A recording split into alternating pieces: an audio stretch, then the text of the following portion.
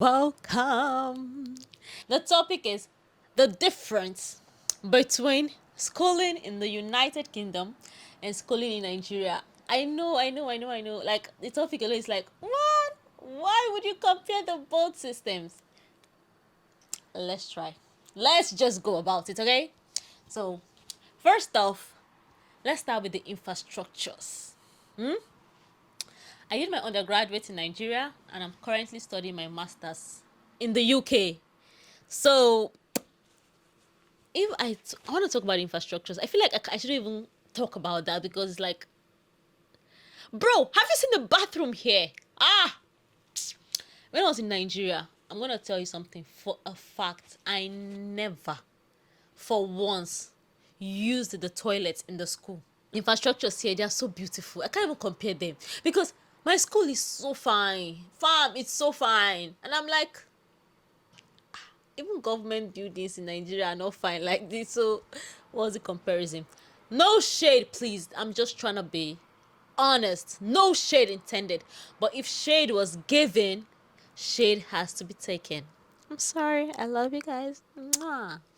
Okay, let's talk. Our next point is the quality of what's being taught in Nigeria. There's this thing that people in Nigeria usually say. It's more like if you can, even if you have third class in Nigeria, you can come over here to the UK and you're gonna be first class because the educational system here is so easy. The teaching here is so easy. It's I don't know how to explain it, but they kind of say that here it's easier to pass. That is true because here, of course, you have your lecture. In Nigeria, you have to write down everything the lecturer is saying. The lecturer is talking. He said, "So, I we okay go plant is that you're writing down everything he's saying, and that's what you actually have to use to read and study. Apart from you going to get textbooks and there's usually handouts, maybe old lectures. It's usually in a handout, but that only happened in my first year. There were handouts for 100 level, but the rest of my year there were no handouts. So I was just you have to write everything lecturer is saying and then read your textbooks. But over here, you have a website that all your lecture notes are there. Even the lecturer is teaching, they're using from the lecture notes. There are books to read. I don't know, it's just easier here. And I promise you, that myth in Nigeria that if you don't study here in the UK, you can still pass, it's a big lie. You have to read. You will read, and you will study. Okay? So, yeah, that's that about that. Let's go to our third point, which is theory and practicals. Oh my god. Oh my god. In Nigeria, it's mostly, of course, we all know that it's mostly theory. There are no good infrastructures or equipment to do the whole practical stuff. It could be a medical, it could be a engineer in Nigeria, but then you haven't really done the whole engineering process practically. You know everything theoretically, but then practical aspect is not gonna be so easy. But over here, it's like I'm actually studying media, bro. We have the latest equipment. I'm like, hey, see camera. Ah, ah. I don't want to go deep into that so that it won't be as if I'm shading any country. My country. I love Nigeria so much. Oh God, I wish you know how much I love Nigeria. Maybe this video will make you feel like I'm just bashing. I'm not bashing. I'm just saying the truth. Okay, the truth is sometimes bitter. Um, let's keep this book aside. Let's talk, you and I. So, what's your experience in Nigeria? Right now, I'm a filmmaker. I'm studying film directing. So, you should know that I'm a film student. So you could see that my setup has upgraded. Can't you see? See now. See I'm upgrading, man. I'm studying film.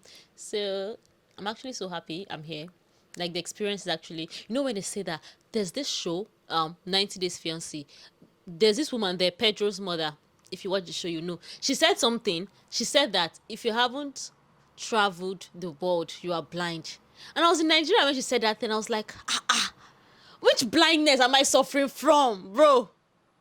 Bro, We need to travel. You need to travel. We need to travel. Like me now, I've not even traveled. I just came and entered inside UK and sat down one place going to school. We need to travel. We need to explore because traveling actually opens your mind to other possibilities. It makes you. It's more like when you're in one place, you're just like you're used to that way of life, that way of living. But when you travel, you actually see other way of life. So your mind is actually growing. You're not little minded, you're not fickle minded. You see how people from the village, when they come to the city, are like, when people from the village, where they interact, the way they talk, you be like, it's on a village person. That's how it is.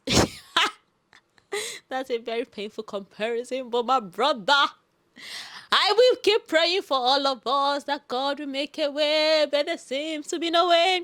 Yes. Oh my God, I forgot this part. The lecturers.